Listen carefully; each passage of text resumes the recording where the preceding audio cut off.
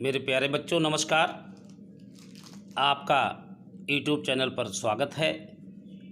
हम ऐसा विश्वास करते हैं कि आप देखते भी होंगे, लाइक भी करते होंगे, शेयर भी करते होंगे और साथ में सब्सक्राइब भी करते होंगे।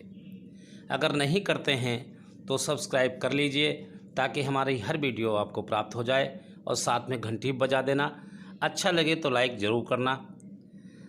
आज आपको जो हम बताने जा रहे हैं ये हाई स्कूल इंग्लिश परीक्षा में 3 नंबर का प्रश्न आता है। यह प्रश्न 2 तरह से आता है। एक तो सेंट्रल आइडिया लिखने के लिए आता है और दूसरा आता है पोएम की 4 लाइनें लिखने को। अब 4 पंक्तियां जब आपको लिखनी हैं तो फिर एक ही पोएम पर्याप्त होती है। आप एक पोएम कम से कम 8 लाइनों की याद कर लें। अगर 12 लाइनों की याद कर लें तो बहुत ही अच्छा रहता है, क्योंकि अगर 4 लाइन इसमें से आ भी जाएं तो आपके पास 8 लाइन बची रहती हैं। और अगर फिर भी अगर 12 नहीं याद कर सकते तो 4 लाइनें तो याद ही कर लेनी चाहिए, क्योंकि अब 4 लाइनें जब याद करोगे तो फिर आपको कई पोएम याद करनी पड़ेंगी। लेकिन अगर आपने 8 तक याद कर ली हैं तो आपको साल भर के लिए केवल एक ही पोएम काम करेगी।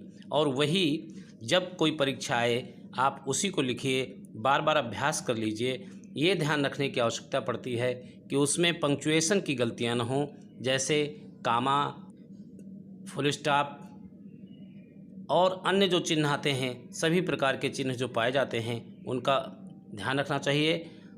पोएम की प्रत्येक पंक्ति कैपिटल लेटर से ही लिखी जाती हैं, इसका भी ध्यान रखना चाहिए। अगर इन सब बातों का आप ध्यान रखेंगे तो आपको 3 में से 3 मिलेंगे। अगर आप सेंट्रल आइडिया लिखते हैं तो सेंट्रल आइडिया में पूरे के पूरे नंबर प्राप्त करना बेहद कठिन होता है, क्योंकि हर तरह से लिखा जा सकता है, परंतु पोएम तो पोएम होती है, उसमें कोई अलग से कोई कुछ नहीं लिख सकता। इसलिए आपको पोएम ही रटनी चाहिए, याद कर लेनी चाहिए। और उसका याद करने का तरीका मैं आपको बता रहा हूँ, उसे ध्यान से दोहराइए और 3 नंबर के हकदार बन जाइए। ये 3 नंबर आपको मिलेंगे ही मिलेंगे, ये हमारी गारंटी है। चलो पोएम याद करते हैं। Into the sunshine full of the light, into the sunshine full of the light, leaping and flashing from until night.